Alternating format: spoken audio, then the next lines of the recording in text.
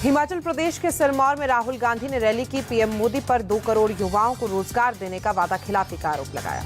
राहुल गांधी बोले, हमारी सरकार आई तो युवाओं को पहली नौकरी पक्की का देंगे अधिकार, खाली पड़े 30 लाख पद भी भरे जाएंगे। दिल्ली सीएम केजरीवाल का केंद्र सरकार पर आरोप। एक्स पर पोस्ट कर लिखा, मोदी सरकार ने पंजाब पर 9,000 करोड़ रुपए रोका। पंजाब के लोगों से मोदी सरकार को इतनी नफरत क्यों?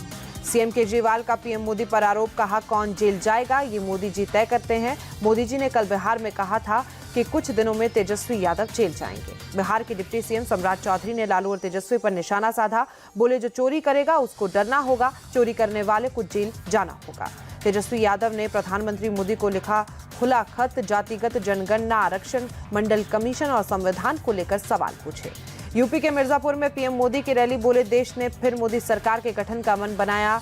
6 चरण के चुनाव में एनडीए की सरकार बनना पक्का हुआ। पीएम मोदी बोले, मैं 24 घंटे सिर्फ आपके लिए काम करता हूं। विपक्ष के लोग 24 घंटे झूठ बोलते हैं।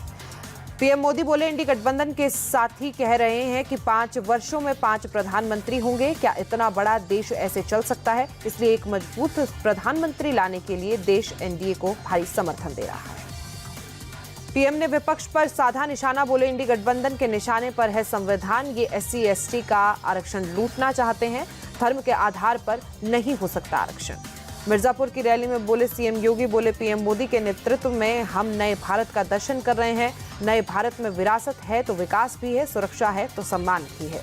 विदेश मंत्री S जयशंकर बोले, पीएम मोदी के नेतृत्व में देश आगे बढ़ रहा है। आज अंतर्राष्ट्रीय स्तर पर भी देश की प्रतिष्ठा बढ़ी।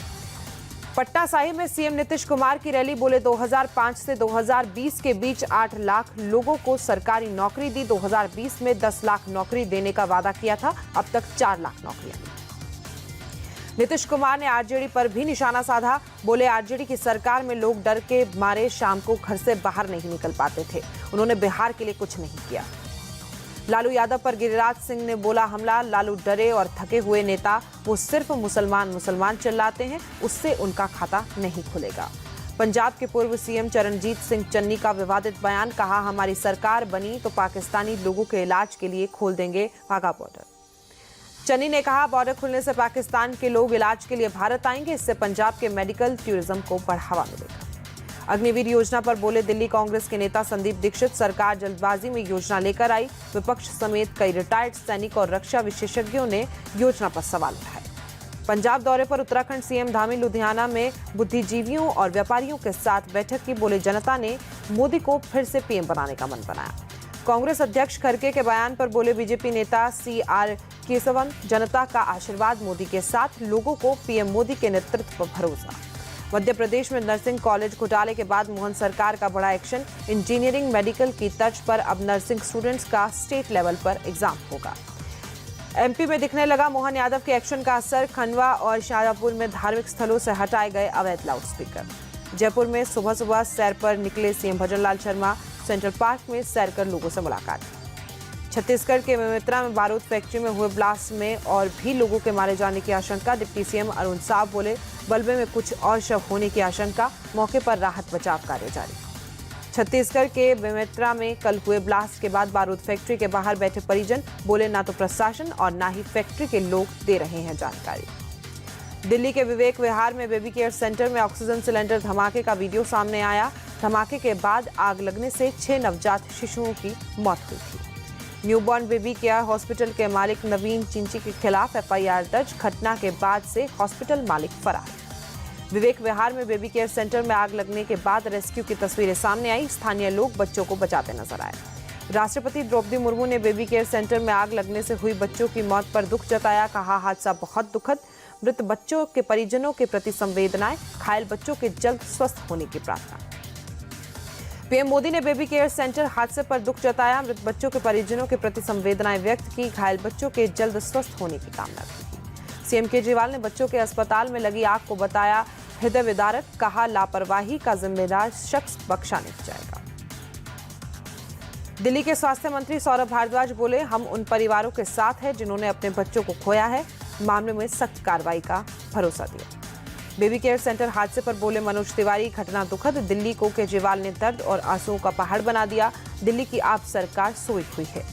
दिल्ली के बेबी केयर सेंटर हादसे पर उपराज्यपाल वीके सक्सेना ने दुख जताया। मामले में स्वास्थ्य सचिव को जांच के निर्देश दिए। दिल्ली के कृष्णा नगर में एक बिल्डिंग की पार्किंग में आग लगी, मां बेटा समेत 3 लोगों की मौत, 10 लोग घायल। कृष्णा नगर के 4 मंजिला इमारत में लगी आग से 13 लोगों का रेस्क्यू। घायलों को हैदराबाद अस्पताल, जीटीबी अस्पताल और दयानंद अस्पताल में भर्ती कराया गया। दिल्ली में अलग अलग जगहों पर आग लगने से हुए हादसे पर बीजेपी चीफ वीरेंद्र सचदेवा ने दुख जताया। बोले, ये हादसे बहुत दुखद, मामले में जांच हो। गुजरात के राजकोट में आग से झुलसकर मरने वालों की संख्या पहुंची 27। मरने वालों में आधे से ज्यादा बच्चे शामिल। राजकोट के कारावल रोड पर स्थित टीआरपी गेमिंग जोन में हुआ दर्दनाक हादसा। शनिवार शाम 5:30 बजे लगी थी भीषण आग। एसआईटी कर रही है राजकोट अग्निकांड की जांच। ADG CID crime Subhash Trivedi के नेतृत्व में किया गया एसआईटी का गठन। राजकोट हादसे पर गुजरात हाईकोर्ट ने लिया स्वतः संज्ञान। राजकोट नगर निगम को कल कोर्ट में हाजिर होने को कहा गया। गुजरात के मुख्यमंत्री भूपेंद्र पटेल ने लिया घटनास्थल का जायजा। गृह मंत्री हर्ष सांघवी भी मौजूद रहे। राजकोट के गिरिराज अस्पताल पहुंचे सीएम भूपेंद्र पटेल। घायलों से मुलाकात कर जल्द स्वस्थ होने की कामना की। गुजरात सरकार मृतकों के परिजनों को 4 लाख का मुआवजा देगी। घायलों को मिलेंगे 50-50 हजार रुपए, सीएम भूपेंद्र पटेल का बयान। पीएम मोदी ने राजकोट की घटना पर जताया दुख। सीएम भूपेंद्र पटेल से फोन पर बात कर हर संभव सहायता सुनिश्चित करने को कहा गया। गृहमंत्री अमित शाह ने भी सीएम भूपेंद्र पटेल से हादसे की जानकारी ली। मृतकों के परिजनों के प्रति संवेदनाएं जताई। पश्चिम बंगाल में चक्रवात रेमल का दिखने लगा असर। पूर्वी मेदिनीपुर में भारी बारिश शुरू। चक्रवाती तूफान से निपटने के लिए भारतीय नौसेना की तैयारी। पश्चिम बंगाल में डिजास्टर रिलीफ और चिकित्सा आपूर्ति से लैस 2 जहाज तैयार। दूसरे जहाज और हेलीकॉप्टर भी अलर्ट मोड पर। पश्चिम बंगाल में रेमल चक्रवात से निपटने के लिए एनडीआरएफ की 12 टीमें तैनात। नॉर्थ ईस्ट के कई राज्यों में भारी बारिश की चेतावनी। राजस्थान में टूटा गर्मी का रिकॉर्ड। फयोदी में तापमान 50 डिग्री पहुंचा। पहले ही दिन नोतपा का कहर टूटा।